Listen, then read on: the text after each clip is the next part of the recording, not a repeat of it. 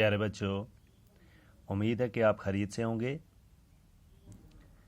कल हमने class 8 subject English की पोएम दी ब्रोक का सेकंड पार्ट किया था। तो आज हम इसी का नेक्स्ट पार्ट 3 से शुरू करेंगे। तो इसके बारे में मैंने आपको थोड़ी बहुत जानकारी भी थी पानी के झरनों के बारे में, दी ब्रोक, इसके पार्ट्स के बारे में पढ़ा। आज हम आगे पढ़ेंगे। तो बच्चों, आप सबसे पहले आप इंग्लिश निकालिए, पेज नंबर 61। पेज नंबर 61 में अल्फ्रेड टेनिसन जो इस पोएम के मुसन्नफ़ हैं या राइटर हैं, लिखने वाले हैं, वो कह रहे हैं, I chatter over stony veg, यानी कि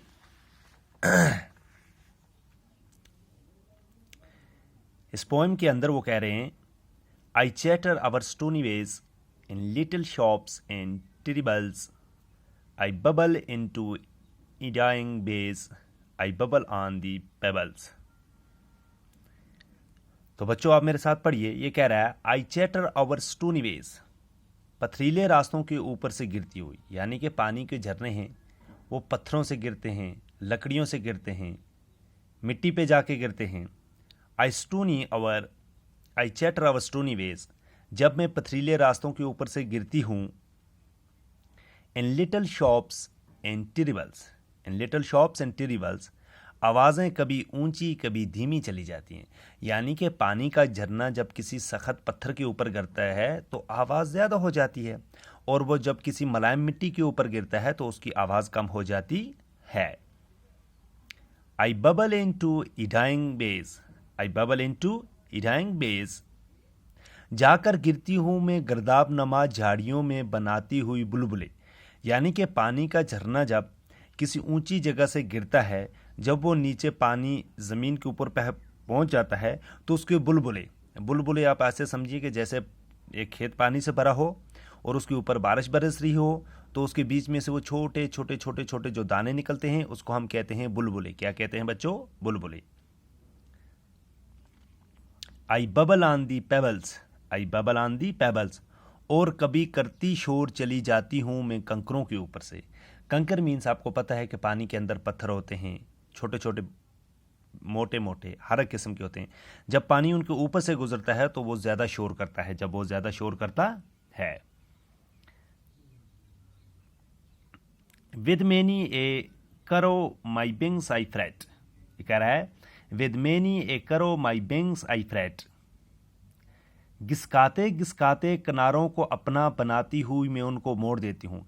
यानी कि पानी के साइड के जो किनारे हैं, जब पानी बहता है, अगर उसके इर्द गिर्द जो किनारे हैं मिट्टी के होते हैं तो वो उनके अपने साथ भाग कर ले जाती है।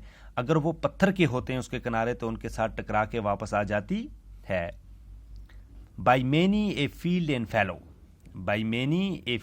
ए फैलो, गुजरती हूँ जब मैं कई खेतों और बंजर ज़मीनों के पास से।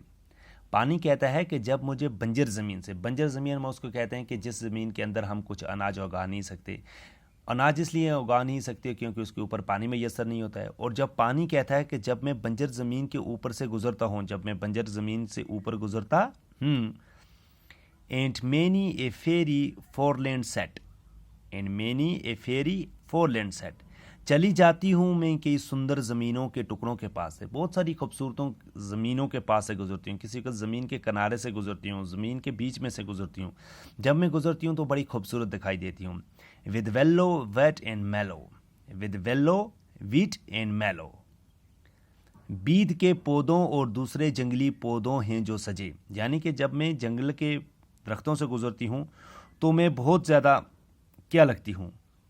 ये कह रहा है, विद वेल्लो वीट एंड मेलो, बैद के पौधों से जो जंगल के अंदर होते हैं और दूसरी जंगली पौधों से जो सजे हों। यानी कि जब मैं उन जंगलों से पानी गुजरता है तो वो दरख्त हरे हो जाते हैं और वो बहुत अच्छे दिखाई देते हैं। I chatter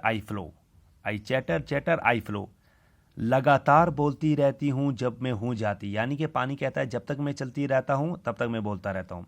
to joining the ब्रिम्बन मिलने बरी लबाब नदी से, जब तक नदी तक नहीं पहुंच जाता तब तक मेरे अंदर शोर ही शोर होता है। फिर ये कह रहा है फॉर मिन में कम एंड मिन में मोको, क्योंकि इंसान आते हैं और चले जाते हैं, but I go for ever, लेकिन मैं जब चला जाता हूँ फिर मैं वापस दोबारा आता नहीं हूँ। तो इसको आपको मेरे साथ क्या करना है, रीडिंग करना है। ठीक है बच्चों।